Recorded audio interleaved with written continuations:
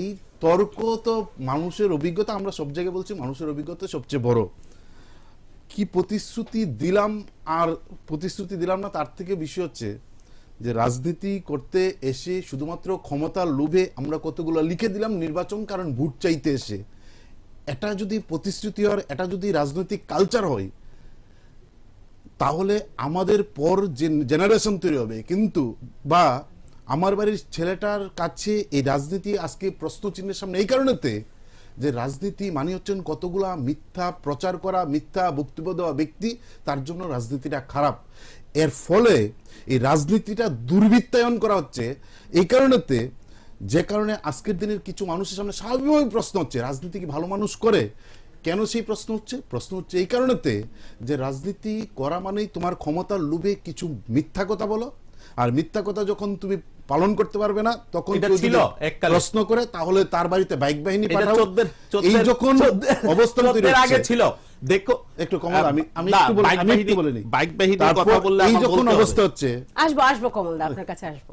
Bike বাহিনী আমি কিন্তু কমলদাকে বলিনি, না একদম কমলদা আমি সত্যি আপনাকে বলিনি। নিশ্চয়ই আপনাদের যেহেতু গায়ে লাগেছে, সম্ভবত আপনার ব্যক্তি কমলদার সম্পর্কে আমার একদম এই অভিযোগ নেই। যেহেতু আপনার দল তা করে, তাই আপনার গায়ে লেগেছে, নিশ্চয়ই সমস্যা হবে। এটা তোমাদের সৃষ্টি করা একটা জিনিস। রাজনীতিতে দুর্বৃত্তায়নটা কোন সময় হচ্ছে? যখন রাজনীতির জায়গাটা এরকম জায়গায় গেছে যে ক্ষমতার জন্য যা খুশি তা, তখনই রাজনীতি দুর্বৃত্তায়ন ঢুকছে। এবং এই দুর্বৃত্তায়নের ফলে হচ্ছেন আজকের দিনে ত্রিপুরার যে রাজনীতির হাল হকিকত হয়েছে, তার জন্য আজকে রাস্তায় দাঁড়িয়ে ভোট মানে মানুষকে মিছিল করতে হয় জাতীয় পতাকা নিয়ে, আমার ভোট আমার অধিকার। ফলে রেগার মজুরি 340 টাকা হয়ে গেছে কবে? এই যে কথা আমি বলি, কমলদা শহরে থাকেন, কিন্তু কমলদা তো রাজনীতি করার জন্য গ্রামে যেতে হয়, আমি জানি। আমি এখনো গ্রাম থেকে আসলাম, বলবেন কমলদা? না, 212 টাকা হয়েছে, 340 টাকা হয়েছে, ভীষণ ডকুমেন্টে উল্লেখ, 212 টাকা হয়েছে, ডাল দিয়েছে, চা বাগানের 175 টাকা হয়েছে। আপনি এই কথাটা অস্বীকার করলেন। ডালের টাকা আগে নবায়নের সঙ্গে, কমলদা ডালের টাকা আগে ব্যাংকে ঢুকতো, এখন আপনারা ব্যাংকে মানুষ আগে ব্যাংক থেকে টাকাটা তুলতো, এখন সরাসরি ব্যাংকের টাকা না তুলে আপনারা সরাসরি মানুষের হাতে ডালটা দিচ্ছেন। পার্থক্য হচ্ছে আগে ব্যাংকে টাকা ঢুকতো, এখন আপনার ব্যাংকের টাকা মানুষের অ্যাকাউন্টে ঢুকছে। অ্যাকাউন্ট থাকে কোথায়? ব্যাংকে। এটাই তো ব্যাংকে টাকা ঢুকতো। আগে চিটফান্ড কেন এই রাজ্যে ফুলেছিল?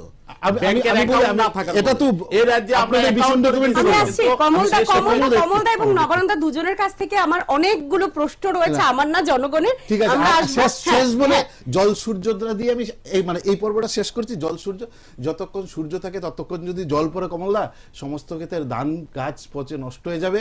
যদি এরকম কোন জায়গায় হয়, বিএলডব্লিউর সঙ্গে কথা বলে ন্যূনতম জল এবং সূর্যের সম্পর্কটাকে মাঝখানে একটু ফাটল ধরাতে হবে, নয়তো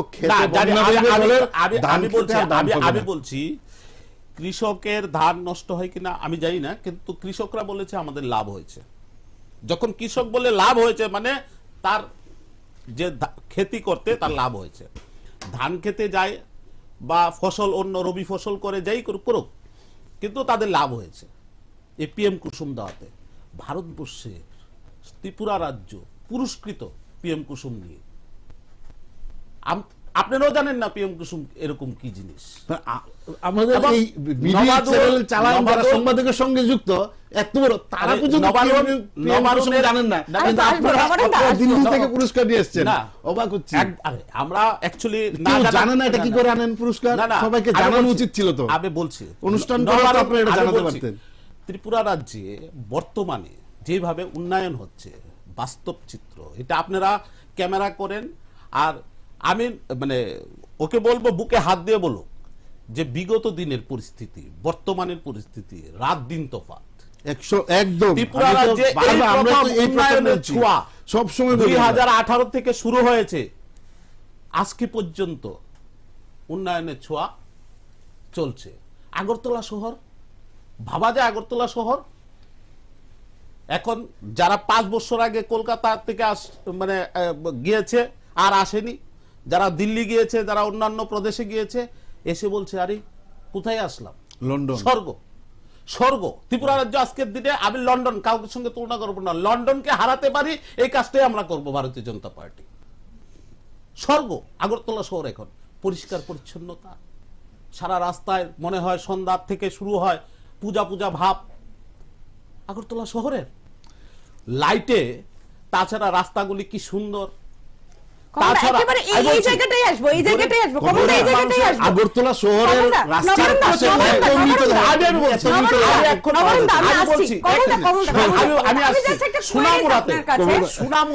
আপনি যেটা আগরতলা শহরের রাস্তা নিয়ে বললেন, নিঃসন্দেহে আগরতলা শহরের রাস্তা, আমি আগরতলা নিয়ে বলছি, আপনি বলছেন আগরতলা শহরের অলি গলি নিঃসন্দেহে ভালো করা হয়েছে, সুন্দর করা হয়েছে, কিন্তু সেটা শুধুমাত্র 1 মাস আগে করা হয়েছে। সেটাকে আরেকটু আগে করা যেত না? তবে আপনারাই উন্নয়নের খতিয়ানটা বেশি করে ধরতে পারতেন। বলছি আরো কিছুদিন আগে করা যেত না এরকম না, ইলেকশন টাকার ব্যাপার ছিল, সবকিছু তো টাকা পয়সার ব্যাপার। ওনারা যেভাবে ত্রিপুরা রাজ্যকে, সারা রাজ্যকে পুকুর কেটেছিল, ত্রিপুরার আয়তন থেকে পুকুর কাটা হয়েছিল বেশি, বিভিন্ন খাতে যে টাকাগুলি ওনারা যেভাবে লুটপাট করেছে, তার ফলে তহবিল খালি হয়ে গেছিল অ্যাকাউন্ট। সে কাজটা করতে পয়সার দরকার, অর্থের দরকার। অর্থ তো আর 2 বছর করোনা ত্রিপুরা রাজ্য না, গোটা পৃথিবীতে হয়েছে। এটা না নবারণের হয়েছে, না কমলদের হয়েছে, সকলের হয়েছে। তার ফলে রাজ্যের কাজটা কিছুটা একটু থমকে পড়ে। কিন্তু যে করোনার শেষ হয়েছে, সঙ্গে সঙ্গে ত্রিপুরা রাজ্যের উন্নয়নের কাজ আবার দ্রুত গতিতে চলছে। ভাবা যায় ত্রিপুরা রাজ্যে আজকে এতগুলি কাজ, ভাবা যায় পাম্প অপারেটর, আমি একটা সংস্থার মানে এই ইয়েটাকে জানি, সংঘ, তাদের মাত্র 4100 টাকা, 4700 টাকা বেতন পেত। আজকে আমাদের সরকার 2300-2400 টাকা করে বাড়িয়েছে এক একটা পাম্প অপারেটর। দীর্ঘদিন 100 টাকা, 200 টাকা, 150 টাকা তাদের বাড়াতো। তাদের নেতা, তারা যদি অভিযোগ করতে যাইতো সেই সময়ের সরকারের সঙ্গে, বামফ্রন্টের সরকারের কাছে, মন্ত্রীরা বলতো 1000 টিকা লোকগুলা আসে কেন? ধোঁকা হয়েছে সেখানে। অনেক পরিবারকে বলেছে তোমাকে চাকরি দিচ্ছি, তোমার জমিটা দাও। দেখা গেল 10 লাখ টাকা সম্পত্তি নিয়ে গেছে, মাত্র 1300-1400 টাকা বেতনের একটা চাকরি দিত। কমল দা, আমার একটা প্রশ্ন রয়েছে, সেই প্রশ্নটা আপনি নিঃসন্দেহে সহমত পোষণ করবেন। যে প্রশ্নটা রয়েছে, আচ্ছা নবারুণদা যেটা বলছেন যে জাতীয় পতাকা নিয়ে তাদের আমার ভোট আমার অধিকার যে স্লোগানে রাজপথে আজ তারা মিছিল করেছেন, সেটা নিঃসন্দেহে তাদের মতে অনেক মানুষ হয়েছে, সেটা আপনিও জানেন না, তারা আপনার মুখে বলবে। ঠিক আছে, শুনে নিন আমার প্রশ্নটা, শুনে নিন, আপনি এমনিতেই বুঝে যাবেন। সেই মিছিলে আজ রাজ্যবাসী, সেটা নিঃসন্দেহে আজকের দিনে আমরা ইতিহাস বলতে পারি, সমীর বর্মন এবং মানিক সরকার প্রাক্তন 2 মুখ্যমন্ত্রীকে একই সঙ্গে রাস্তায় দেখেছেন। আপনারা কিভাবে নিচ্ছেন সেই বিষয়টা? আমরা এটাকে এরকম কোনো গুরুত্ব দিতে চাই না, এরকম কোনো গুরুত্ব বিষয় না। জাতীয় পতাকা কেন হাতে নিলেন তাও জানি না। 2 রাজনীতি দল জাতীয় পতাকা হাতে নিয়ে, কিন্তু বিশেষ করে ভালো লাগলো যে কমিউনিস্ট পার্টির নেতারা জাতীয় পতাকা নিয়েছে। তারা তো এটা পছন্দই করতো না। আচ্ছা যাক, তারা জাতীয়বাদী চিন্তাধারাও চলে না। তো তারা যে আজকে এই পতাকা নিয়ে করলো, কার বিরুদ্ধে করলো তাও জানি না, তার স্লোগান কি ছিল জানি না, কারণ আমি ছিলাম একটু দূরে। কিন্তু ত্রিপুরা রাজ্যে অন্তত গণতন্ত্র বাঁচাওয়ার কথা বলার ওনাদের দরকার নেই, কারণ 2 পার্টি এই ত্রিপুরা রাজ্যে গণতন্ত্রকে অনেক আগে মৃত্যু দিয়েছিল। ভারতীয় জনতা পার্টি সরকার এসে গণতন্ত্রকে পুনরুদ্ধার করেছে, উদ্ধার করে না। আমরা মেয়েদেরকে অনেক সময় বলি না উদ্ধার করা হয়েছে, ছেলেদেরকে বলি উদ্ধার করো। এই যে উদ্ধার করা হয়েছে গণতন্ত্রকে, ভোট দিতে পারা, এরা কোনোদিন 2 পার্টি, কংগ্রেস এবং সিপিএম, তারাই মূল ত্রিপুরার যে দল ছিল। সিপিএম এর তারা কি করত, গ্রামে ভূতের মধ্যে মানুষের, গ্রামগঞ্জের কংগ্রেসের কর্মীদের মারত, যেখানে কংগ্রেস শক্তিশালী সিপিএম এর কর্মীকে মারত। তো আমরা কি করেছি, সব দলকে রাজনীতি করার সুযোগ করে দিয়েছি। আমরা আমাদের সরকারের কাজ করছি, আমাদের দল আমাদের রাজনীতি মানুষের সামনে তুলে দিচ্ছি, সরকারের কথা আমরা পৌঁছাচ্ছি, প্রচার করছি, আজ আমাদের ডিউটি। কিন্তু তারা কি করেছে, তারা বিরোধীকে কখনো এই সমাজে অন্তত 25 বলে 35 বছর তারাও সরকার করেছে, কংগ্রেসেরও সরকার ছিল। যখন থেকে আসছে কংগ্রেসের সময় সিপিএম এর বাড়িতে আক্রমণ, আমরাও ছোট ছিলাম, আমরা দেখেছি জোট সরকারকে দেখেছি, ত্রিপুরা রাজ্যে জোটের সরকার ছিল কংগ্রেসের, মুখ্যমন্ত্রী সুধীর বাবুকেও দেখেছি, মুখ্যমন্ত্রী সমীর রঞ্জন বর্মনকেও দেখেছি। তাদের সময়ও ত্রিপুরা রাজ্যে সিপিএম আক্রান্ত, সিপিএম এর কর্মীরা আক্রান্ত। আবার সিপিএম যখন আসলো, দশরথ বাবু যখন মুখ্যমন্ত্রী, তখন দেখা গেল কি সেই সময় দেখা গেল কংগ্রেস কর্মীরা আক্রান্ত। জোটের কংগ্রেসের সময় আমাদের শ্যামরী শর্মা পর্যন্ত হত্যা হয়েছে এই রাজ্যে। হত্যা, একটা প্রার্থীকে খুন করে। কিসের গণতন্ত্রের জন্য চিৎকার করে? গণতন্ত্রের ভোট চাইতে গিয়েছিল সেখানে ময়দানে, ভোটের আহ্বান করেছিল মানুষ মাইকের মধ্যে, সেখানে গুলি করে মারা হয়, খুন করা হয়। কিসের গণতন্ত্র তাদের সময়? তারা যে জাতীয় পতাকা হাতে নিয়েছে গণতন্ত্রকে উদ্ধার করার জন্য, মানুষকে কি চোখে পট্টি পরে আছে? মানুষ জানে না কি গণতন্ত্র তারা দিয়েছিল? মানুষ কি অন্ধ? তারা সব জানে। জনগণ বলছে তাদের কাছে আর বিকল্প কোনো রাস্তা নেই। কারণ এবার ত্রিপুরাতে তাদের যে জোট হয়েছে, না কংগ্রেস কর্মী খুশি, নেতারা খুশি হতে পারে, না সিপিএম এর কর্মীরা খুশি। যেখানে যে অবস্থা, তাদের ক্ষতি হয়েছে। কাদের ক্ষতি হয়েছে? দুই পরিবারের ক্ষতি হয়েছে। আর তাদের মাঝখানে পরে আমাদেরও ক্ষতি হয়েছে, আমাদের কর্মীদেরও খুন হতে হয়েছে। 18 নির্বাচনের আগে আমরা 4-5 জনকে হারিয়েছি। কিন্তু কংগ্রেস এবং সিপিএম এর এই কথাটা মানায় না, গণতন্ত্র বাঁচাও। আসছি কমলদা আপনার কাছে। নবানন্দা, কমলদার বিষয়টাতে আসবো একটু পরে আপনার কাছে। অন্য একটি প্রশ্নে যাচ্ছি আগে। যে পাহাড় আমরা দেখেছি বামফ্রন্ট +20 হিসেবেই গোনা শুরু করত যে কোনো বিধানসভা নির্বাচনে, এবার এই পাহাড় পুনরুদ্ধারে আপনাদের কি পরিকল্পনা থাকবে বা কি স্ট্র্যাটেজি থাকবে? না, এই কথাটাকে ছোট্ট করে দুটা আমি বলে নিচ্ছি। এক হচ্ছেন আগরতলা স্বর্গ। 2018 সালের আগ পর্যন্ত আগরতলা শহরের বুকে প্রতিদিন এরকম লাশ আগরতলায় পাওয়া যেত না, রাজধানীর বুকে, যা এখন প্রতিদিন পাওয়া যাচ্ছে। ফলে এই কারণে কেউ কেউ আগরতলাকে স্বর্গ ভাবেন। যদি এটা ভাবেন, নিশ্চয়ই বিজেপির লোকরা এটাই তাদের কাছে স্বর্গ, যেখানে লাশ পরে থাকেন তার উপর দাঁড়িয়েই তারা এটাকেই স্বর্গ মনে করেন। দুই, যে আপনি যখন বলেন নবানন্দা চুপ থাকে, আমরা শুনিনি, আসবো, সময় দেওয়া হবে। গণতন্ত্র, আমি বলছি কমলদা, আপনি বলুন একবার যে আগরতলা শহরের বুকে কংগ্রেস কিংবা সিপিএম কোন রাজনৈতিক দল তার আগে নিজের রাজনৈতিক দলের পতাকা হাতে নিয়ে দুপুরবেলা দলের সর্বোচ্চ নেতাদের নেতৃত্বে কোন রাজনৈতিক দলের রাজ্য কার্যালয়, জেলা কার্যালয় আক্রান্ত হয়েছে? এমন একটা ঘটনা কোন যে ঘটনায় রাজনৈতিক দলের পতাকা নিয়ে নেতাদের নেতৃত্বে কর্মীরা PB24 এর মতন একটা টিভি চ্যানেল অফিস, প্রতিবাদী কলমের মতন একটা পত্রিকা অফিস, ডেলি দেশের কথা অফিসে আগুন লাগিয়ে দেওয়া হয়েছে, পত্রিকা সম্পাদকের গাড়ি পুড়িয়ে দেওয়া হয়েছে? এমন রাজ্যে আমাদের এইরকম ছিল যে রাজ্যের মধ্যে সরকারের নেতৃত্বে PB24 এর চ্যানেল বন্ধ করে দেওয়া হয়েছে, মৃণালিনী ENN এর চ্যানেল বন্ধ করা হয়েছে, আকাশ ত্রিপুরা বন্ধ করে দেওয়া হয়েছে, দিনরাত বন্ধ করে দেওয়া হয়েছে, স্যান্দন ত্রিপুরা মুখ্যমন্ত্রী উদ্বোধন করার 15 দিনের পর স্যান্দন টিভি চ্যানেল বন্ধ করে দিয়েছে। এর নাম কমলদা গণতন্ত্র? জাতীয় পতাকার কথা বলছেন। 2002 সালের আগে নাগপুরে RSS এর ক্যাম্পে কোনোদিন জাতীয় পতাকা উঠতো না, কারণ জাতীয় পতাকাকে কোনোদিন RSS মনে করতো না এটা দেশের পতাকা। কারণ RSS মনে করতো 3 রঙে বর্ণিত পতাকা মানে একটা অশুভ লক্ষণ, তার জন্য RSS 2002 সালের আগে জাতীয় পতাকা উঠতো না। কমলদার এটা জানা উচিত। দেশের স্বাধীনতার জন্য সবচেয়ে বেশি এখনো যদি আপনি আন্দামান নিকোবর দ্বীপপুঞ্জের সেই সেলুলার জেলে যান, যে শহীদ আছেন সেই শহীদের 92% শহীদ হচ্ছেন যারা বামপন্থী, যারা কমিউনিস্ট আন্দোলন ছিল তাদের নাম এবং ইতিহাসের পাতায় যদি আপনি দেখেন তারা হচ্ছেন কমিউনিস্ট। কিন্তু কমলদা একজন পাবেন না যে কোনো সময় জনসংঘ করতো, RSS করতো, স্বাধীনতার জন্য লড়াই করেছিল। একজনকে পাবেন, তার নাম হচ্ছে সাভারকার।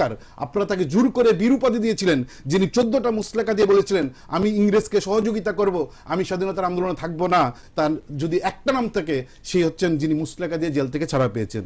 আপনি বলছেন সেই গণতন্ত্রের কথা। আমাদের যে তার আগে অনেক মুখ্যমন্ত্রী হয়েছে, শচীন সিং থেকে শুরু করে মানিক সরকার পর্যন্ত, মাঝখানে আমাদের নিপেন চক্রবর্তী, দশরথ দেব, তার সঙ্গে সমীর বর্মন, সুধীর রঞ্জন মজুমদার। বলেন একজন মুখ্যমন্ত্রী সম্পর্কে কোনোদিন আমরা বলেছি তিনি ছাপ্পা মুখ্যমন্ত্রী? মিডিয়ার কাছে এমন একজন মুখ্যমন্ত্রী আছেন যে ছাপ্পা মুখ্যমন্ত্রী? আমি বলছিলাম এই হচ্ছে অবস্থা। জনগণের কথা বলছেন, প্রতিদিন মানুষ এখন কোন সময় বিজেপি থেকে মুক্তি পাবো তার জন্য বলছেন। পাহাড়ের কথা যিনি সঞ্চালিকা বলছিলেন, আমরা বলছি পাহাড়ের আমাদের ভিত্তিটা তৈরি হয়েছিল পাহাড়ের যে জনশিক্ষার যে লড়াই, দশরথদেব, বীরেন দত্ত, সেই সময়ের একজন অগুরদেব বর্মা, তাদের নেতৃত্বে যে লড়াই তৈরি হয়েছিল, আমরা মনে করি তার শিকড়টা এখনো আছে। একটা আবেগ, মানুষের নানা সহজ সরলতার সুযোগ নিয়ে বারবার কখনো স্বাধীন ত্রিপুরা, কখনো ত্রিপুরাল্যান্ড, কখনো গ্রেটার ত্রিপুরাল্যান্ডের নামে মানুষের সহজ সরলতাকে কাজে লাগানোর চেষ্টা করছে। আমরা মনে করি আজ নয় কাল যে ভিত্তি, যে শিকড়, জিএমপির নেতৃত্বে, জনশিক্ষার নেতৃত্বে যে ভিত পাহাড় তৈরি হয়ে আমরা সূচনা করেছিলাম, এই ভিত আমরা পুনরুদ্ধার করতে পারবো। এবং তা চলছে নীরবে নিবৃত্তে। আমরা বিশ্বাস করি মানুষের সঙ্গে যে প্রতিদিনকার যে সম্পর্ক এবং জনশিক্ষার যে ইতিহাস, সেই ইতিহাস তো মুছা যাবে না। তার নিশ্চয়ই একটা শিকড় এখনো আছে। সেই শিকড় থেকে কুড়ি মেলা শুরু হয়েছে এবং তার ফল বামপন্থীরা পাবে। কারণ এই সরকার আসার পর সবচেয়ে বেশি যে অংশের মানুষ ক্ষতিগ্রস্ত হয়েছে, আক্রান্ত হয়েছেন, তারা হচ্ছেন উপজাতি অংশের মানুষ। এই মানুষ অর্থনৈতিকভাবে, তাদের স্বাধীনতা, তাদের অধিকার সবচেয়ে বেশি আক্রান্ত হয়েছে। ফলে এই থেকে মানুষ অভিজ্ঞতা সঞ্চয় করছেন যে আবেগ নিয়ে খেলার চেষ্টা হচ্ছে প্রতিদিন। সেই আবেগ থেকে মানুষকে উদ্ধার করা হচ্ছে এই মুহূর্তে বামপন্থীদের কাজ। আমরা মানুষের সেই চেতনার জায়গায় নিয়ে যাওয়ার চেষ্টা করছি। আমাদের বিশ্বাস এটা আমরা পুনরুদ্ধার করতে পারবো, এটা বামপন্থী পারবে। বলুন কমলদা, আপনি কিছু বলছিলেন। পাহাড় বলবো না, রাজ্যের জনজাতিদের এরিয়াতে যেখানে জনজাতি থাকে সেখানে কিছুটা তো আমাদের অনেক সময় অনেক সমস্যা হচ্ছে আমাদের উন্নয়নে কাজ করতে। কিন্তু ভারতীয় জনতা পার্টি প্রতিনিয়ত প্রতিদিন ওই অঞ্চলে উন্নতির জন্য কাজ করছে। এটা নবারণতারাও জানে যে পাহাড়ে তিপ্রামথা বা অন্যান্য যে দল ছিল তারা একটু দূর যে কথাটা বললো যে গ্রেটার ত্রিপুরাল্যান্ড এইসব নিয়ে কতটুকু কি হবে জানি না। কিন্তু ভারতীয় জনতা পার্টি পাহাড়কে মানে পাহাড়ে ভালো সংখ্যক যারা বুদ্ধিজীবী যারা আছে তারা ভারতীয় জনতা পার্টিতে চলে এসছে। আর অল্প কিছু বাকি আছে যেটা তীব্রামতার সঙ্গে আছে। কিন্তু আমরা বিগত এডিসি নির্বাচনে 11টা সিট পেয়েছি, কিন্তু না 11টা দিয়েছি, আমরা পেয়েছি 10টা। তো এর মধ্যে আমাদের পজিশন খুবই ভালো, আমাদের পরিবেশ খুবই ভালো আছে। আমরা 20টা সিটই জিততে পারি, আমাদেরই ক্ষমতা আছে এখন পাহাড়। বিগত দিনে আমাদের দেখা গেছে যে পাহাড়ে আমরা বরাবরই এক সময় আমরা কাঞ্চনপুরে আমরা সেকেন্ড পজিশন হয়েছিলাম অনেক আগে শুধু বিধানসভা নির্বাচনে। এখন আমরা বিধানসভা নির্বাচনে এই বর্তমান সময়ে আমি মনে করি আমাদের 20টা সিটের মধ্যে আমরা 20টাই জেতার ক্ষমতা রাখি। কিন্তু পার্টি এখন চিন্তা করছে যা চিন্তা করবে। কিন্তু সিপিএম পাহাড়কে ক্ষতি করেছে দীর্ঘদিন, যার ফলে তারা কিন্তু অন্য রাস্তায় ঘুরতে হচ্ছে। তারা যেই প্রতিশ্রুতি দিয়েছিল সিপিএম যে পাহাড়কে উন্নয়ন করবে, বা তারা ব্যর্থ। কেন সিপিএম এর যে নেতৃত্ব তারা কোনোদিনই পাহাড়কে ঘুরে তাকায়নি। নির্বাচনে জিতার পর তারা শহরে চলে আসে এবং এখানে এসে আগরতলা শহরে বাড়ি ঘর, তাদের যে রেহান সেন খানা বানা একবার একটা অন্যরকম ব্যবস্থা হয়ে যায়, কিন্তু গরিব মানুষটিকে গরিবই রাখে। কিন্তু এইবার আমাদের সরকার আসার পর পাহাড়ে টঙ্গরগুলিতে অন্তত কারেন্টের একটা লাইন দিয়ে একটা লাইট জ্বলাতে পারলাম। হ্যাঁ, যে বাল্ব জ্বলে, একটা লাইট জ্বলে, এবং সেখানে রাতের বেলা পড়াশোনা এবং করে আমাদের কাছে যা নিউজ পাহাড়ে। এবং অনেক জায়গাতে দেখা গেছে পাহাড়ে আমরা আমাদের কি বলবো সোলার ল্যাম্প বাজারগুলিতে আমরা লাগাতে পেরেছি এবং বিভিন্ন বাড়িঘরে দিতে পেরেছি। তাতে কিছুটা তাদের উন্নতি হয়েছে পড়াশোনা শিক্ষা দীক্ষার ক্ষেত্রে। যে কথাটা বললো দশরথদেব আন্দোলন করেছে আমি মানি, এবং বীরেন দত্ত ওনারা খুব পুরনো নেতা এবং ওনাদের আন্দোলন করেছে, মানে এটা না অস্বীকার করার মতন কিছু না। কিন্তু পাহাড়কে উন্নতি করতে তারা পারেনি। তাদের সেই যে নেতৃত্বের সেই মানসিকতা ছিল না। দশরথদেবের মতন তো আর সবাই না, বীরেন দত্তের মতন তো আর সবাই না, তাদের মানসিকতাটা অন্যরকম ছিল। কিন্তু আমরা এইবার মনে করি 20টাতে 20টাই আমরা জিতবো যদি আমাদের প্রার্থী 20টাতে হয়। আচ্ছা, এই আমাদের পরিস্থিতি আছে, ভালো পজিশন, ভালো আমাদের। কমলদা, অনেক জায়গায় বিভিন্ন সময় দেখা যাচ্ছে, কারণ আপনি খবরের কথা বলছিলেন, বিভিন্ন সময় খবরে সংবাদে প্রকাশ হয়েছে যে পাহাড়ে আপনাদের নেতা নেত্রীরা অনেক জায়গায় ঢুকতে পারছে না, বাধা পাচ্ছে। সেখানে কি কোনো সাংগঠনিক দুর্বলতা? না, সাংগঠনিক দুর্বলতা বলবো না। এটা দেখেন কিছু উচ্ছৃঙ্খল লোক, আমি বলবো মাথায় করুক আর যেই দলই করুক, কিন্তু কিছু উচ্ছৃঙ্খল লোক আমাদের নেতৃত্বের উপর আক্রমণ আনছে, এবং এটা পুরো পাহাড়কে আমি দুষবো না, কিছু 100-র মধ্যে অন্তত 20 জন এরকম খারাপ তো থাকেই, এবং তারাই কাজটা করছে, উন্নয়নকে বাধা দিচ্ছে, আমাদের নেতৃত্বকে ঢুকতে দিচ্ছে না, এরকম হচ্ছে না যে না, সত্য কথা। কিন্তু এখন পরিস্থিতি অনেকটা আমাদের আয়ত্তে এসছে, তারাও বুঝতে পারছে যে এতে তাদের ক্ষতি হয়েছে, এবং এই ক্ষতিটা তারা এই 5 বছরে যে ক্ষতিটা, এটা 50 বছরে পূর্ণ করতে পারবে না। আমাদের সমতল পাহাড় একসঙ্গে উন্নয়ন হলে যেটা লাভ হতো, এই লাভটা অনেকটা পাহাড়ে কম হচ্ছে তাদের কারণে। কিন্তু ত্রিপুরা রাজ্যের সরকার, আমাদের মুখ্যমন্ত্রী, আমাদের সরকারের মন মানসিকতা পাহাড়কে সাজিয়ে দেওয়ার, এবং পাহাড়ের ছেলে মেয়েরা যাতে না বলতে পারে আমরা পাহাড়ি, সমতল এবং পাহাড় মধ্যে কোনো রকম ফারাক না থাকে, এই ধরনের একটা মন মানসিকতা আমাদের সরকারের। আসবো আপনার কাছে। নবানন্দা কিছু টুকে নিচ্ছিলেন, হয়তো কিছু একটা বলবেন এই প্রশ্নেই, যে উপজাতি এলাকায়, বিশেষ করে পাহাড় এলাকায়, মানে একটা সমাজ, একটা দেশ, একটা রাজ্য কিংবা একটা গ্রাম, পাহাড়, মানে যে কোনো জায়গায় তার উন্নয়নের মূল ভিত্তিটা হচ্ছে, তার উন্নয়নের শিকড়টা হচ্ছে শিক্ষা। শিক্ষার উপর নির্ভর করে এই জাতি, এই রাজ্য, এই সমাজ, এই দেশটা কোন জায়গায় যাবে। আপনি দেখবেন যে বামফ্রন্ট সরকার 78 সালে গঠন হওয়ার পর সবচেয়ে বেশি যা গুরুত্ব দেওয়া হয়েছিল তা হচ্ছিল বিদ্যালয় স্থাপন, শহর, গ্রাম, পাহাড়, সমতল সব জায়গায়। দ্বিতীয়ত আপনি দেখবেন যে খুব কম সংখ্যায় গন্ডাছড়ার মতন জায়গায় কলেজ স্থাপন করেছে বামফ্রন্ট, ছৈলাংটায় কলেজ স্থাপন করেছে বামফ্রন্ট, আমি সবগুলো বলছি না, কাঞ্চনপুরের মতন জায়গাতে কলেজ স্থাপন করেছে বামফ্রন্ট, খুমলুঙে কলেজ স্থাপন করেছে বামফ্রন্ট, খুমলুঙে পলিটেকনিক কলেজ স্থাপন করেছে বামফ্রন্ট, স্কুলগুলোতে আছি। এই যখন অবস্থা, আপনি দেখবেন যে আমাদের এই যে অসংখ্য মানে উপজাতি আছেন যারা আমাদের রাজ্যের বড় বড় অফিসার, তার মধ্যে অনেক ডাক্তার আছেন, ইঞ্জিনিয়ার আছেন, রাজ্যের বাইরে আছেন, বিচার আছেন, এবং আপনি দেখবেন তারা কোন সময় এই যে পিরিয়ডটা, এই পিরিয়ডেই একটা বড় বড়, তার ফলে কি মানে বামফ্রন্ট থাকার ফলে তারা ডাক্তার, ইঞ্জিনিয়ার, মানে অফিসার হয়েছেন? আমরা বলছি না, বামফ্রন্ট থাকার ফলে একটা পরিস্থিতি হয়েছে, তার মেধা বিকাশের যে জায়গা, বিকাশের যে পরিকাঠামো দরকার, যেখান থেকে দাঁড়িয়ে তার বিকাশটা আরো বিকশিত হবে, এই পরিবেশটা তৈরি করেছিল বামফ্রন্ট। এতগুলা কলেজ, তারপর আমরা দেখলাম এমবিবি কলেজের প্রিন্সিপাল, আমরা জানি, আপনি আরো ভালো করে জানেন যে আমাদের দীর্ঘদিন আমাদের ম্যাডাম ছিল উপজাতি, আমরা উপজাতি হিসেবে না, দিদিমণি এমবিবি কলেজের মতন প্রিন্সিপাল দায়িত্ব নিয়ে চালাচ্ছেন। ফলে এরকম অসংখ্য অফিসার আছেন, ডাক্তার আছেন যারা দেশের নাম সুনাম অর্জন করেছেন। ফলে এটা শিক্ষার বিকাশের ফলেই এই জায়গায় গিয়েছে, এবং এটা বামফ্রন্ট সরকার থাকার ফলেই উপজাতিদের মধ্যে শিক্ষার ব্যাপক বিকাশটা সম্ভব হয়েছিল। বামফ্রন্ট সরকারও চেয়েছিলেন, এটাই হচ্ছেন প্রথম ধাপ মানুষকে, সমাজকে, রাজ্যকে এগিয়ে নিয়ে যাওয়ার প্রশ্নে। আর উশৃঙ্খল লোক এটা স্বীকার করলেন, নিশ্চিত কমলদা বললেন যে কিছু উশৃঙ্খল লোক থাকে। আমার প্রশ্ন হচ্ছে, শাসক দলের মন্ত্রী উপজাতি এলাকায় ঢুকতে পারছে না, তার উপর আক্রমণ করছেন, তার কোনো গ্রেপ্তার আছে? মন্ত্রীকে আক্রমণ করছে, গ্রেপ্তার নেই। ল অ্যান্ড অর্ডারটা কোথায় রাজ্যের? এই কারণেই তো কমলদা আমরা যে প্রশ্ন করি, আমরা যে রাস্তায় নামি, যে আইন শৃঙ্খলা নেই। এই যে আপনি বললেন যে উশৃঙ্খল ছেলেরা সব জায়গায় থাকে, কেন উশৃঙ্খল ছেলেরা এই আইনের উপর দিয়ে চলে যাবে? কেন উশৃঙ্খল ছেলেরা মন্ত্রীকে গাড়ি আটকালে সেই উশৃঙ্খল ছেলেদের যদি না থাকে? আমি বলছিলাম যদি একটা ঘটনা হতো, যে কোনো জায়গায় একজন গেছেন, আপনাদের একজন যিনি পরবর্তী সময় মন্ত্রী হয়েছেন, রামপদ জমাতিয়া, বলুন তো এই 5 বছর অতিক্রান্ত হচ্ছেন, তার এলাকায় ঘুরতে পারলেন না, দিনের পর দিন যেখানে যাচ্ছেন তিনি আক্রান্ত হচ্ছেন, এবং কেন গ্রেপ্তার নেই? রাজ্যে তিনি এমএলএ ছিলেন, তারপর মন্ত্রী হয়েছেন, এখন দেখা যাচ্ছেন কেউ ঢুকতে পারছে না। নবারণ যে কথাটা বলছেন, ল অ্যান্ড অর্ডারটা নেই, যদি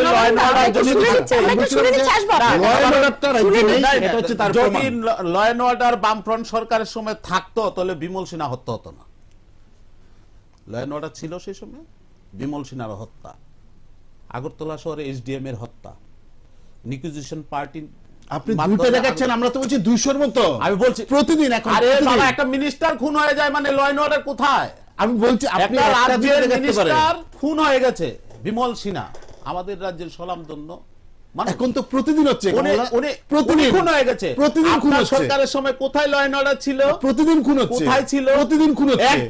এখন প্রতিদিন। আমি বলছেন একটা দুইটা খুন হয়েছে। আমরা বলছি কোন বিরোধী নেতা খুন হয়েছে, আমি বলছি একটা মানুষ, কোন পার্টির লিডার খুন হয়েছে। আমি বলছি আপনি মানুষ হিসেবে সন্ত্রাসের মানুষ হিসেবে বলুন না, আপনি একটা নাম বলছেন। বিমল সিনহা কোথায় খুন হয়েছে? পাহাড়ে খুন হয়েছে। সরকারটা কার?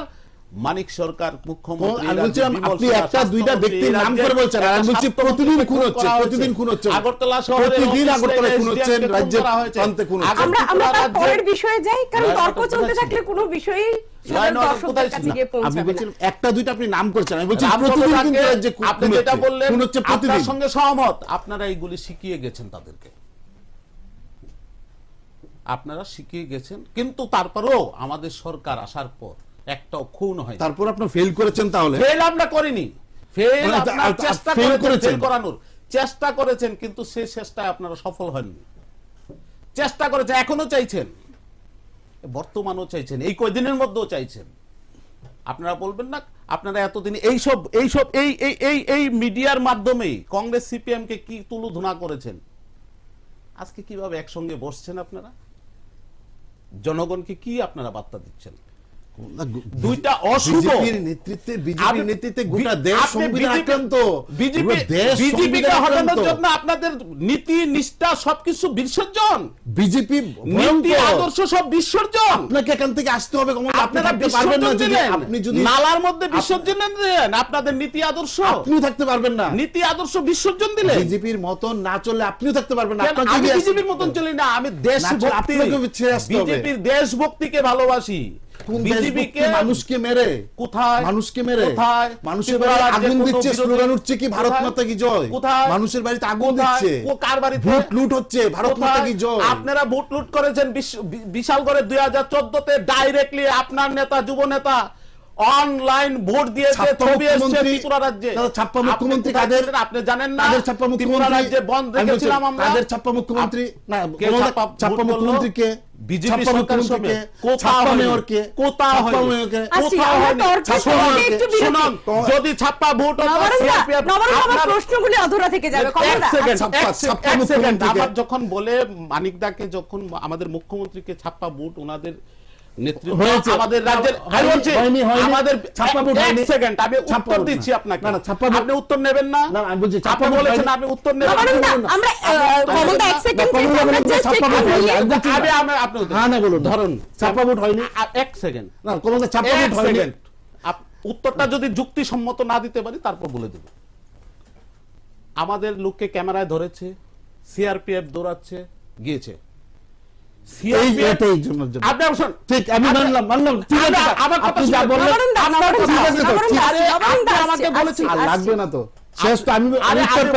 আপনি উত্তর পাননি এখনো, আপনি বললেন কথাই বলতে দিচ্ছেন না বস।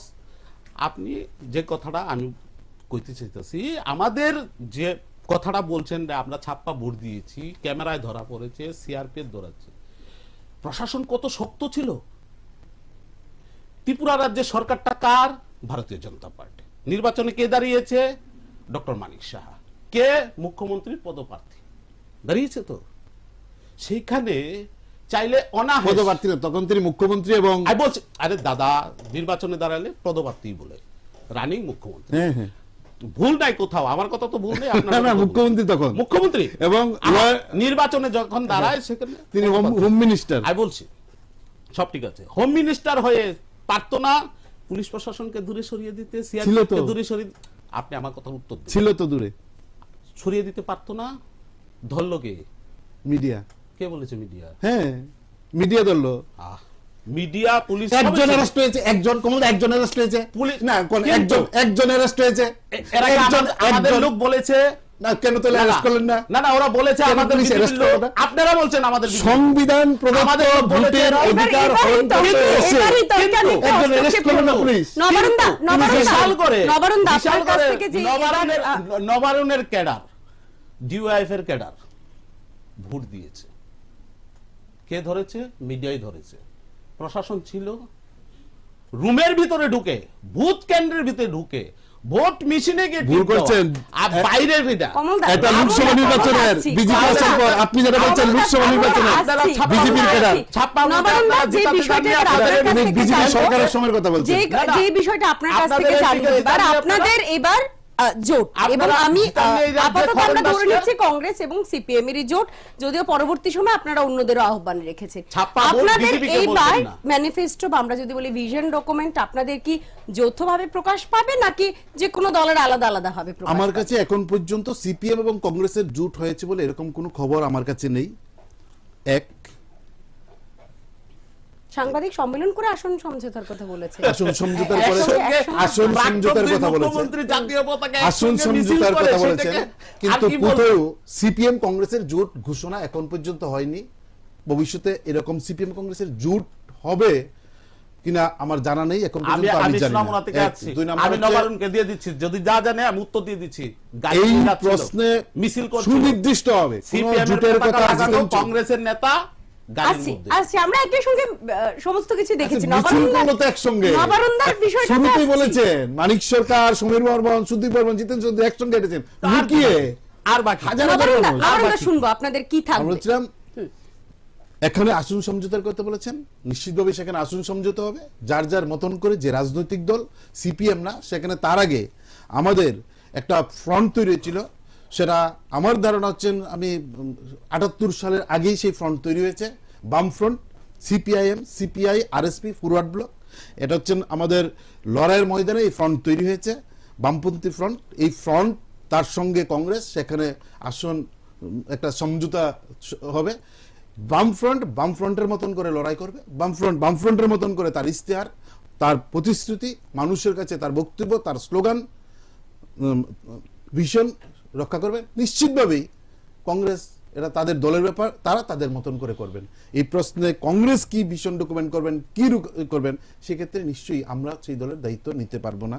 কিন্তু এই রক্ষার প্রশ্নে, মানুষকে মুক্তি দেওয়ার প্রশ্নে যেন এই ভোট ভাগাভাগিতে মানুষ যে ভয় আতঙ্ক তৈরি করে মানুষকে ঘরে রেখে, আমরা দেখছি মানে পাড়ায় পাড়ায় একটাই কথা, যে মানুষ যখন নেই ভোট দিতে পারবি না, ভোট আগের মতো নেই। এই যে কথা, এই যে ভয় ঢুকিয়ে দেওয়ার চেষ্টা হচ্ছেন তাদের কর্মীরা, এই ভয় থেকে যেন মানুষকে ভোট কেন্দ্রে আনা যায়, এই ভয়টাকে ওভারকাম করা যায়, তার জন্য মানুষকে একটা জায়গায় আনা, তাদের সাহস সঞ্চয় করাচ্ছেন। আমাদের মূল কাজ, এই টার্গেট আমাদের নিয়ে আমরা রাস্তায় নামছি। কি প্রতিশ্রুতি থাকবে আপনাদের মূলত? নিশ্চয়ই আমরা এমন কোনো প্রতিশ্রুতি দেব না যে প্রতিশ্রুতি ক্ষমতায় আসার পর আমরা পূরণ করতে পারবো না। এটা আমাদের কালচার না। আমাদের প্রতিশ্রুতি হবে আমরা যা পারবো তা বলবো। আমাদের মানিক সরকার পরিবর্তনের পর 3 থেকে 4 মাস পর তিনি প্যারাডাইস সমিতিতে দাঁড়িয়ে বলছিলেন যে আমাদেরকে অনেকে বলেছেন যে 7ম কমিশন আমরা আসলে দিয়ে দেবো, একটু বলে দেন, কিন্তু আমরা শেষ দিন পর্যন্ত 7ম কমিশন দিয়ে দেবো এটা আমরা বলিনি, কারণ আমরা আসলেও 7ম পে কমিশন দিতে পারতাম না। ফলে বিজেপি যা বলেছেন তারা ভোটের জন্য বলেছেন, আমরা ভোটের জন্য এমন কোনো কথা আমরা বলবো না।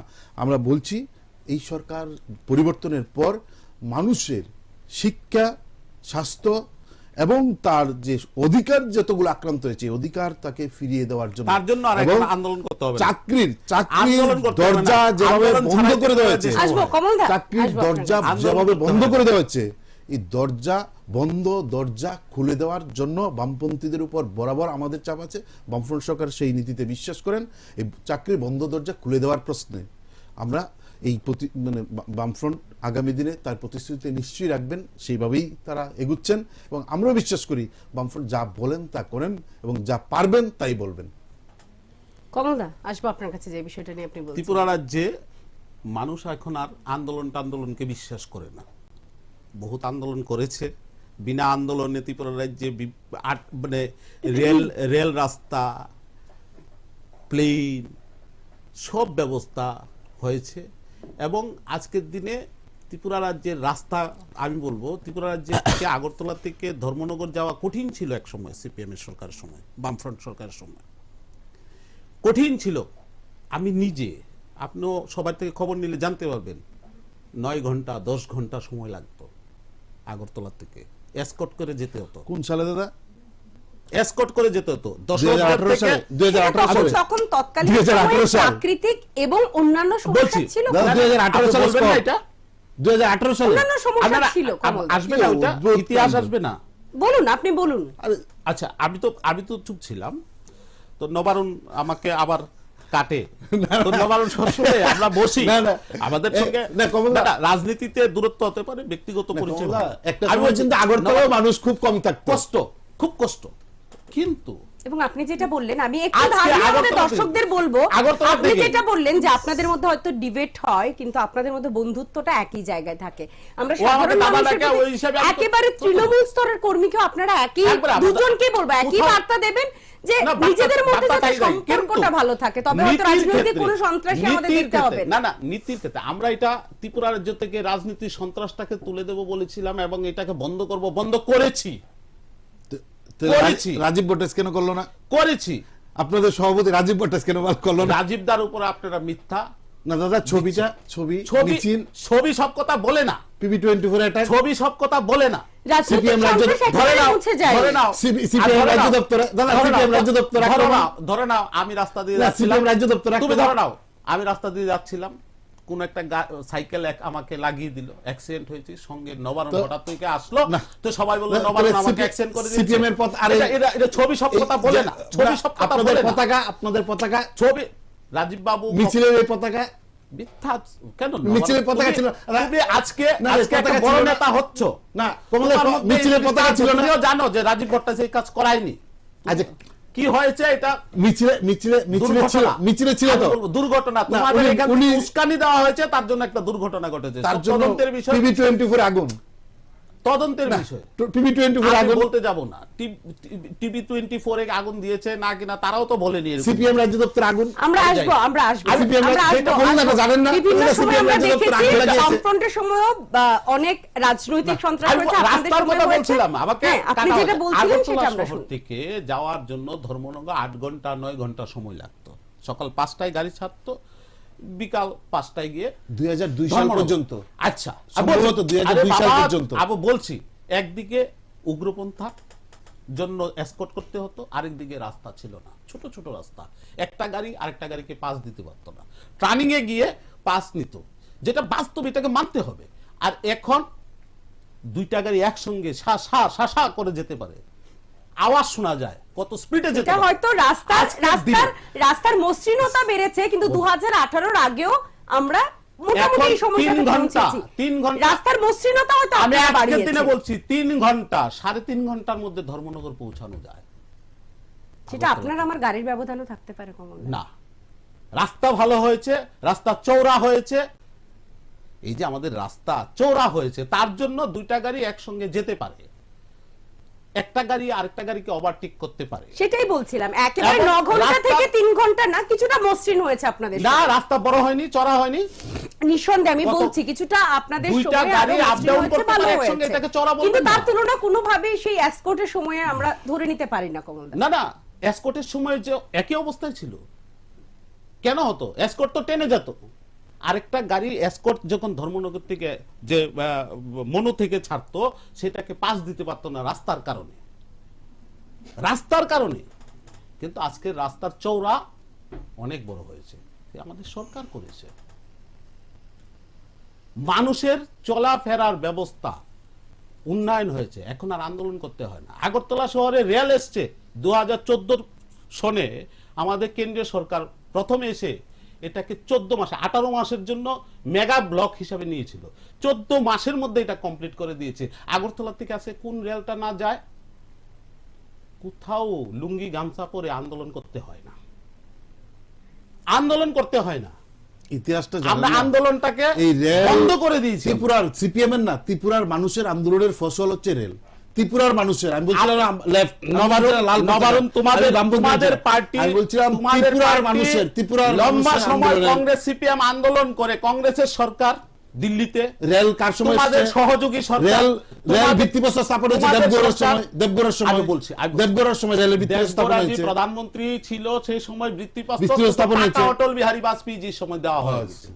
আচ্ছা আচ্ছা আচ্ছা, কিন্তু ত্রিপুরা রাজ্য, যাই হোক, আপনারা কোনোভাবে বিজেপি কে ঢুকাবেন, অটল বিহারী বাজপেয়ী যা কিছু বিজেপি কে ঢুকাবেন, কিন্তু আপনারা এইটা বলবো, নবারুণের সঙ্গে আমার এই জায়গাতেই দূরত্ব, নবারুণ সঙ্গে এই জায়গাতেই দূরত্ব, দূরত্ব না গ্যাপ, দূরত্ব না গ্যাপ, আচ্ছা গ্যাপিং থাকতে পারে। যাই হোক, যে নবারুণ জিনিসটা মানতে চায় না, না আমি দাদা সত্যটা ছাড়া আমার মানতে চাই না। এই বামপন্থা আমাকে এটাই শিখিয়েছে দাদা। হ্যাঁ বামপন্থা আমাকে এটাই শিখিয়েছে, মিথ্যা জিনিস শিখিয়েছে তোমাকে। আমার বাড়ি আক্রমণে করে মিথ্যাটাকে ধরতে পারিনি বলে, তুমি মিথ্যাকে ধরতে পারিনি বলে বামফ্রন্ট করাটা তোমার অন্যায়।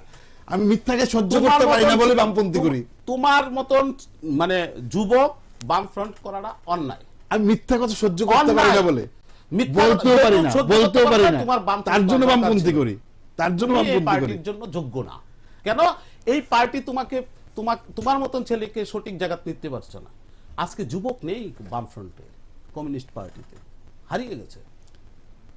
একটাই কারণ দাদা, ভারতীয় জনতা পার্টি উন্নয়ন, একটা কথা বলি, বিকাশ, এই দুইটা যে ভাষা, একটা কথা বলি, সবকা সাথ সবকা বিকাশ, এক ত্রিপুরা শ্রেষ্ঠ ত্রিপুরা, এটা আমাদের ড্রিম, এটা আমাদের স্বপ্ন, এটা আমাদের করতেই হবে।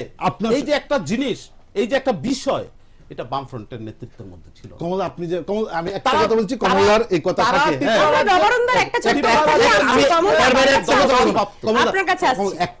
একটা কথা বলবো না, আপনি যে বলছেন বামপন্থী আমাদের সঙ্গে যুবক নেই, বুকে হাত দিয়ে এসএফআই করেছি 10 বছর, এখন ডিএফটা করছি। বামফ্রন্ট সরকারের সময় যখন ছিল তখন এসএফআই নেতা ছিলাম, সঙ্গে ডিএফ এর রাজ্য কমিটির মেম্বার, এখন ডিএফ এর রাজ্য কমিটির সম্পাদকের দায়িত্ব পালন করছি। ভালো কমলদেব, এই 10 বছরে আজকে এই সময়ের অভিজ্ঞতা হচ্ছেন, আপনি একটা টিভি চ্যানেলে একটা পত্রিকায় কাটিং দেখাতে পারবেন না ডিএফ এর নেতা গরু চুরি করেছেন, নেশা কারবারি করেন, ছাগল চুরি করেছেন, ফেন্সি কারবারি করেছেন। প্রতিদিন পত্রিকা খবর উঠে ওর বউ নিয়ে যুব মোর্চার নেতা পালিয়ে গেছেন, নেশা কারবারে যুব মোর্চার নেতা গ্রেপ্তার হয়েছেন, গরু চুরিতে যুব মোর্চার নেতা গ্রেপ্তার হয়েছেন, তার বউ নিয়ে যুব মোর্চার নেতা চলে গেছেন। প্রতিদিন খবর একটা পারবেন না, ডিএফ এর এফএফ এর নেতা ওর বউ নিয়ে পালিয়ে গেছেন, ছাগল নিয়ে চুরি করেছেন, গরু চুরি করেছেন, নেশা কারবারের সঙ্গে যুক্ত। এই নেশার ভাষাগুলো বলতে চাই না, এই ভাষাগুলো বলতে চাই না।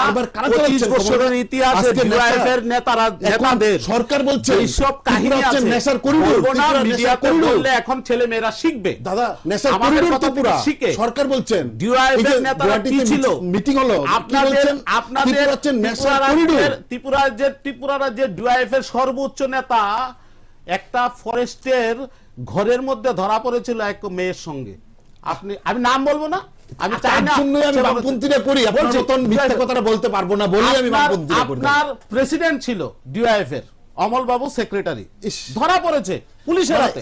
এইরকম ভাবে মানে মিথ্যাচার করতে পারেন আপনারা, বললাম তো এত মিথ্যাচার করতে পারেন। নাম তুলে বলি না এই কারণে, বলতে চাইলেও আমার মুখ থেকে বের হয়, কিন্তু আমি বলি না।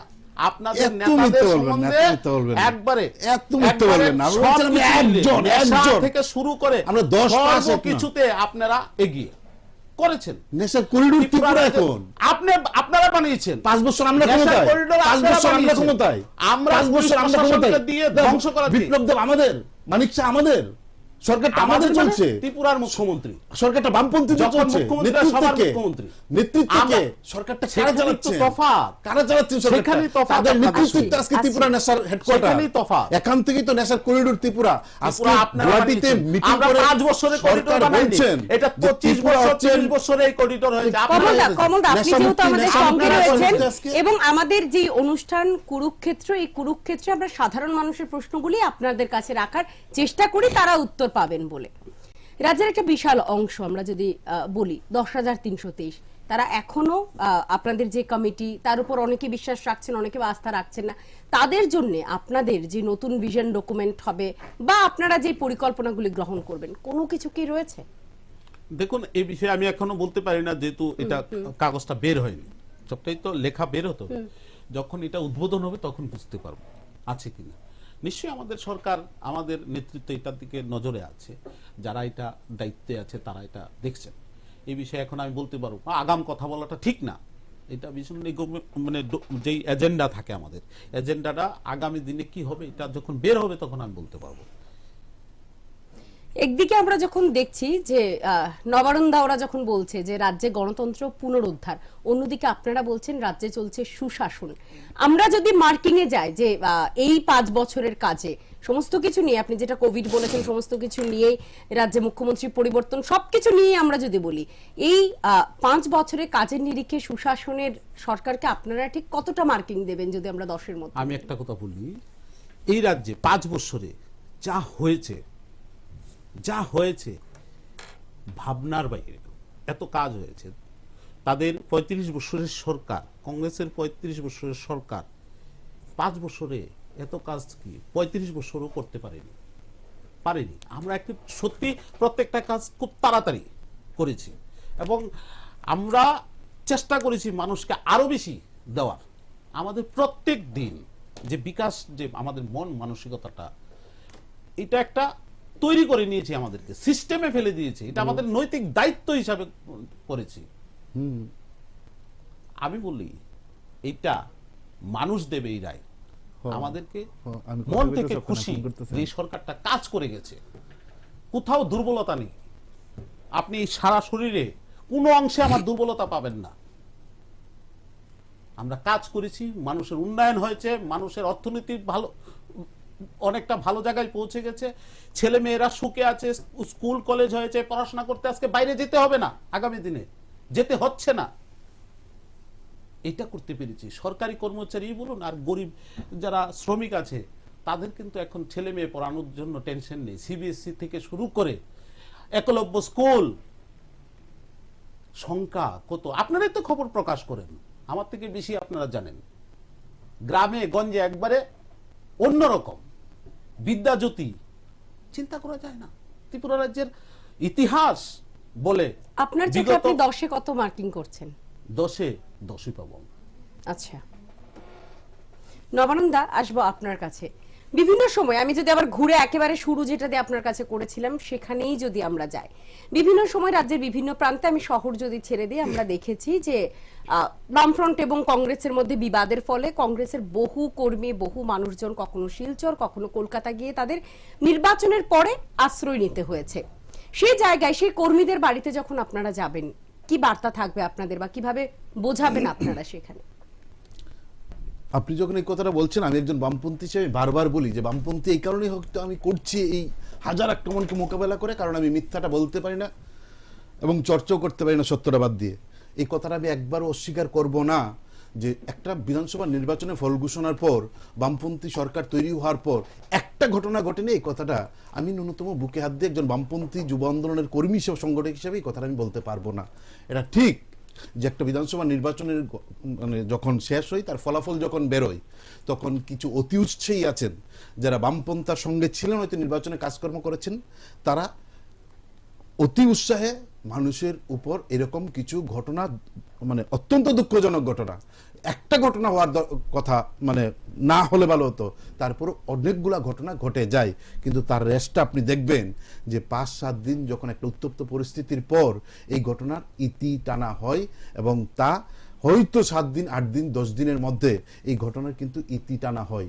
তারপর এলাকার মধ্যে ক্লাব, পাড়া, পূজা, গোটা এলাকায় একটা সামাজিকতা নিয়ে আমরা আমাদের মানে বাঁচা, এটা আবার একটা নির্বাচন পর্যন্ত একই অবস্থায় থাকি। এটা এই মানে সত্যটা এবং বাস্তবটা আমি আপনার সামনে রাখলাম। 2 নম্বর হচ্ছে সুশাসনের কথা বলছেন। আপনি অত্যন্ত দায়িত্ব নিয়ে এই কাজটা করেন, সাংবাদিকতার গুরুত্ব।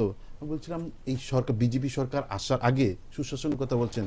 একটা গণধর্ষণ, যে ত্রিপুরা রাজ্যে গণধর্ষণ হয়েছে, হ্যাঁ, আমাদের যে ধর্ষণ হয়নি বামফ্রন্ট সরকারের সময়, এই কথা আমি বলবো একবারও না এরকম ঘটনা ঘটেছে। কিন্তু গণধর্ষণ একটার পর একটা, মন্টি দেবনাথ, বাচ্চা মেয়ে, কলেজে পড়া, গরিব ঘরের ছেলে, আইনমন্ত্রীর বাড়ির সঙ্গে খোলা মাঠের মধ্যে গণধর্ষণ করে তাকে পুড়িয়ে মারা হয়েছে। আজ পর্যন্ত একজন অ্যারেস্ট হয়েছেন, একজন, কার বাড়ির সঙ্গে। এবং অভিযোগ কি? অভিযুক্ত কারা? অভিযুক্ত হচ্ছেন মন্ত্রীর ঘনিষ্ঠ। কোন মন্ত্রীর? আইনমন্ত্রীর ঘনিষ্ঠ। তার জন্য গ্রেপ্তার হয়নি। 2019 সালের ঘটনা, আজকে 2023 সালের জানুয়ারি মাস চলছে, গণধর্ষণ করে পুড়িয়ে মাঠের মাঝখানে মারলো, গ্রেপ্তার নেই। তারপরে আমাদের সুশাসন। গণহত্যা, কয়টা গণহত্যা সংঘটিত হলো? মোহনপুরে গণহত্যা সংঘটিত হলো। সুকান্ত চক্রবর্তী, সাবরুমে তবলার শিক্ষক, অসাধারণ মানে গানের শিক্ষক, তাকে পিটিয়ে গণধর্ষণ, প্রকাশ্যে উল্লাস করে মারছেন। তারপর আমাকে বলতে হচ্ছেন যে আমাদের সুশাসন আছেন। ফলে এইগুলা যারা বলছেন, এগুলা বলার কথা না। আমি বলছিলাম তারা যারা বলছেন 10,323 নিয়ে আপনি প্রত্যাহার শুরু করেছিলেন, এই যে ভীষণ ডকুমেন্ট, আমি যদি ভুল না করি একদম তাদের যা এখান থেকে বের করেছি, অনেক সময় লেগেছে, আগে জানলে এটা নিয়ে আসতাম। The government will resolve the problem of 10,323 teachers keeping humanitarian consideration in mind এবং কিন্তু স্পষ্ট করে তাদের সমস্যা, শিক্ষকদের সমস্যা মানে সমাধান করবেন একবারে মানবিক দৃষ্টিভঙ্গি থেকে। এটা না বরং তো শুরুতেই কমলদাকে আমি জিজ্ঞেস করেছিলাম, সমাধান করবেন বলে আজকে এখন যখন নির্বাচন আসলো তখন আবার উনি বলছেন আমি এই কমিশন সম্পর্কে আমার এত ইন্টারেস্ট নেই, আমি জানি না কি করব। যাকে চেয়ারম্যান করে কমিটি করলেন, কমিটি কবে রেজাল্ট দেবেন? 31 মার্চ। কি রেজাল্ট দেবেন? তাদের চাকরিটা ভবিষ্যতে দেওয়া যায় কিনা। 5 বছর কি করেছেন? তাদের উপর টিয়ার গ্যাস, তাদের উপর লাঠি, তাদের উপর জলকামান, তাদের উপর পুলিশের লাঠি, এই বর্বরতা 5 বছর চালালেন। যখন ভোট আসলো তখন বলছেন আমরা একটা কমিশন করেছি, কমিশনের মাথায় থাকবেন একজন সিনিয়র প্রাক্তন বিচারপতি হাইকোর্টের, গুয়াহাটি হাইকোর্টের এবি পাল, ওনাকে নিয়ে আমরা এতজনকে নিয়ে কমিটি করছি, তারা দেখবেন। আজকের 10,323 এর পেছনে কি আপনাদেরও কোথাও কি গলদ নেই? আমরা বলছিলাম 1978 সাল থেকে যে সিস্টেমে আমাদের রাজ্যের শিক্ষকের নিয়োগ হতো, সেই সিস্টেমে আমাদের রাজ্যের নিয়োগ হয়েছে 1978 সাল থেকে সিস্টেম নেই। তাহলে যে 78 সাল থেকে যে চাকরি দেওয়া হয়েছিল সেই সমস্ত চাকরি গলত ছিল। পাশে আছে বলে কি আপনারাও দূরে সরে যাননি? অসম্ভব 13,000 পোস্ট ক্রিয়েট করা হয়েছিল তাদের জন্য। আমরা কিছুদিন আগে বিরোধী দলনেতা তথা প্রাক্তন মুখ্যমন্ত্রী মানিক সরকারকে বলতে শুনেছিলাম যে 10,323 নিয়ে তিনি বলেছেন, তিনি একটি ভিডিও বার্তায় তিনি বলেছেন যে আমরা যদি ক্ষমতায় আসি আমরা নিশ্চয়ই তাদের জন্য কিছু করব। আপনারা যখন ক্ষমতায় ছিলেন তখন কেন এই মানবিক দিকটা দেখানো হয়নি? হ্যাঁ, তাদের জন্যই তো আমরা যতটুকু জানি যে শুধুমাত্র 10,323 না, তার মধ্যে 8,000 থেকে এই যে 13,000 পোস্ট ক্রিয়েট করা হয়েছিল, তার মধ্যে 12,000 হচ্ছে স্কুল এডুকেশন আর 11,000 হচ্ছে সোশ্যাল এডুকেশন, মোট 13,000। এখানে এই 13,000-এর মধ্যে 1,005-এর মতন নতুন ছেলেমেয়েরা চাকরি পেতেন। তার মধ্যে যেভাবে ক্রাইটেরিয়া তৈরি করে দিয়েছেন তার মধ্যে 10,323-এর সবার চাকরির সুযোগ ছিল এবং ইন্টারভিউ নেওয়া হয়েছে, তাদের হাতে জাস্ট অফার যাবে। এই সময় হাইকোর্ট এবং একটা ওই প্রেস মিট করে বলেছেন বিজেপির নেতা নীলমণি দেবের নেতৃত্বে গুয়াহাটি বিজেপির নেতার হাত ধরে দিল্লিতে উকিল ধরে মামলা করেছেন, যে মামলার ফলে তাদের হাতে অফার পৌঁছানোর আগে এটা আটকে গেছে। এবং আপনি একটু যদি মনে করে দেখেন, বিজেপি সরকার তৈরি হওয়ার সম্ভবত মাস 3 পরে এই কোর্টের এই মামলাটা যে 13,000 যে পোস্টে নিয়োগের যে মামলাটা আটকে রাখা হয়েছিল হাইকোর্ট, এক সময় নির্বাচনটা চলছিল, যে না এটা এখন অফার ছাড়া যাবে না, এর মধ্যে সুপ্রিম কোর্টে মামলা হয়ে গেছে। বিজেপি সরকার আসার মাস 3 পরে কিন্তু সুপ্রিম কোর্টে সেটা বলে দিল যে না এই নিয়োগ প্রক্রিয়ার মধ্যে কোনো সমস্যা নেই, এটা দিতে পারবেন। তাহলে কেন এখন দিলেন না? 13,000 পোস্ট তাদের প্রশ্নে তাদের প্রায়োরিটি ছিল, নিশ্চিত তাদের সেখানে চাকরি হতো, কিন্তু কেন দিলেন না সেদিন? এবং সুপ্রিম কোর্ট তো বলেছেন যে এই 13,000 পোস্টে কোথায় গলদ নেই, তারা এই চাকরি অবশ্যই দিতে পারেন, তার কোনো সমস্যা নেই। কিন্তু সেদিন তো আটকে দেওয়া হয়েছিল শুধুমাত্র একটা কারণে, বামফ্রন্ট সরকার তাদের হাতে অফারটা দিলে এই যে স্বপ্নের একটা রঙিন স্বপ্ন মানুষের সামনে তৈরি করে দিয়েছিল ক্ষমতায় আসার জন্য, এই স্বপ্নে মানুষ যখন আটকে গেছেন তখন অনেকের ভুল ভেঙে যাবে, তার জন্য মামলা করা হয়েছিল, সুপ্রিম কোর্ট এগুলো আটকে দিয়েছিল। এখন তারপরও কিন্তু বামফ্রন্টের সরকারের অনেকেই বলেছিল যে 13,000 পোস্ট যারা বলছেন দিতে পারবেন না, শুধুমাত্র বিধানসভায় একটা আইন করে এই 13,000 পোস্ট পুনর্জীবিত করে তাদেরকে সেখানে চাকরি দেওয়া সম্ভব। কেন দিলেন না? 5 বছর কাটালেন। এবং এখনই বলছেন এই 10,323 যে শিক্ষক শিক্ষিকা তাদের যদি রক্ষা করতে পারেন আজকেও, বামফ্রন্টই পারবেন, অন্য কেউ পারবেন না। কমলদা, একেবারে শেষ প্রান্তে পৌঁছে গেছি আমরা বিভিন্ন সময় দেখেছি আপনাদের দল ত্যাগ করে, আপনাদের বিধায়করা দল ত্যাগ করে বেরিয়ে গেছেন, তারা কেউ ঘরে ফিরেছেন, কেউ নতুন ভাবে পথ চলা শুরু করেছেন, কারোর পথ চলা থেমে গেছে। এবার সেই জায়গায় দাঁড়িয়ে নেতারা যেমন ক্ষুব্ধ রয়েছে, কিছু কিছু অংশের আপনাদের কর্মীরাও ক্ষুব্ধ রয়েছে, সেটা নিঃসন্দেহে আপনার মানতেই হবে। তাদের উদ্দেশ্যে কি বার্তা থাকবে, বা আপনারা এইবার বিধানসভা নির্বাচনে মূলত কোন বিষয়গুলিকে সামনে রাখবেন উন্নয়নের নিরিখে? যদি আমরা নিঃসন্দেহে বলি, কিছু 1-2 জন তো হতেই পারে, রাগ টাগ থাকেই, সবকিছুই রাগ থাকে।